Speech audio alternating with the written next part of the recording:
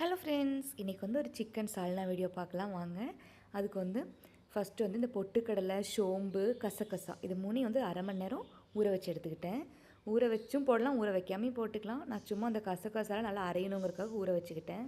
அதுக்கப்புறம் ஒரு 10-15 பல் சின்ன வெங்காயம், 2 ஏலக்காய், மீடியம் சைஸ் இஞ்சி 2 துண்டு போட்டிருக்கேன். அதுக்கப்புறம் ஒரு 10 பல் போல் பூண்டு போட்டுக்கணும். அதையும் போட்டு இப்போ மசாலா ஆட் பண்ணிக்கலாம். 2 ஸ்பூன் மல்லிப்பொடி, 1 ஸ்பூன் மிளகாய் பொடி, சிக்கன் மசாலா, கரம் மசாலா எல்லா மசாலாவையுமே இதில் போட்டு நல்லா அரைச்சி எடுத்துக்கலாம். ஒரு 1/4 ஸ்பூன் போல் ஜீரகம், 1/4 ஸ்பூன் போல் குருமிளகு, கொஞ்சமாக மஞ்சப்பொடி, பட்டை, கிராம்பு, அதே மாதிரி அந்த சிக்கன் மசாலா, கொஞ்சமாக கரம் மசாலா இது எல்லாமே போட்டு அரைச்சி எடுத்துக்கிட்டு இது ஒரு சிம்பிளான கிரேவி, சூப்பர் ஈஸி. ட்ரை பண்ணி பாருங்கள். இப்போ குக்கர் எடுத்துக்கலாம். குக்கர் எடுத்து பிரியாணி இலை, 2 கிராம்பு, கல்பாசி இதெல்லாம் போட்டு பொரித்ததுக்கப்புறம் ஒரு பெரிய வெங்காயம் நல்லா ஸ்லைஸாக கட் பண்ணது, ஒரு 2 பச்சை மிளகாய், கொஞ்சமாக கருவேப்பிலை இதையும் போட்டு நல்லா வதக்கிக்கலாம். நல்லா வதங்கினதுக்கு அப்புறமா 2 தக்காளி போட்டுக்கலாம். 2 தக்காளி கட் பண்ணி போட்டிருக்கேன், வேணால் அரைச்சி கூட சேர்த்துக்கலாம்.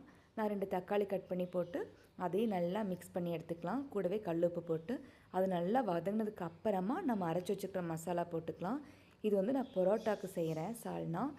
இது நம்ம இட்லி, தோசை, சப்பாத்தி எல்லாத்துக்குமே சூப்பராக இருக்கும். ட்ரை பண்ணி பாருங்கள். இப்போ அரைச்சி வச்ச மசாலாவையும் போட்டு அதையும் நல்லா எண்ணெய் பிரிஞ்சு வர வரைக்கும் மிக்ஸ் பண்ணணும். கூடவே அது கூட கொஞ்சம் தண்ணி ஆட் பண்ணிக்கலாம். ஆட் பண்ணி நல்லா எண்ணெய் பிரிஞ்சு வர அளவுக்கு மிக்ஸ் பண்ணி விட்டு அதுக்கப்புறமா நம்ம கழுவி வச்ச சிக்கன் போட்டுக்கலாம். பாருங்கள், இது நல்லா கொதித்து எண்ணெயெல்லாம் பிரிஞ்சு வரட்டும். குக்கர் மூடி வச்சு நல்லா எண்ணெய் பிரிஞ்ச அளவுக்கு வெயிட் பண்ணிக்கலாம். அதுக்கப்புறம் சிக்கன் போட்டுக்கலாம். அவ்வளோதான். சிக்கன் போட்டு ஒரு 5-6 விசில் விட்டு எடுத்தால் சூப்பரான சிக்கன் சால்னா ரெடி. நல்லாயிருக்கும், நீங்களும் ட்ரை பண்ணி பாருங்கள். இப்போ சிக்கன்லேருந்தே கொஞ்சம் தண்ணி வரும். உங்களுக்கு கிரேவிக்கு ஏற்ற மாதிரி தண்ணி ஊற்றிக்கோங்க.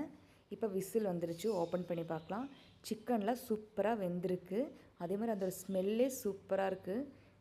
அப்புறம் நீங்கள் இதில் வேணால் தேங்காய் ஆட் பண்ணிக்கலாம். தேங்காய் ஆட் பண்ணி நம்ம அரைக்கிறது கூட கொஞ்சமாக தேங்காய் ஆட் பண்ணி அரைச்சிக்கலாம். அப்போ கிரேவின்னு நிறையா வரும். வீடியோ பிடிச்சிருந்தால் சப்ஸ்கிரைப் பண்ணுங்கள். பாய்.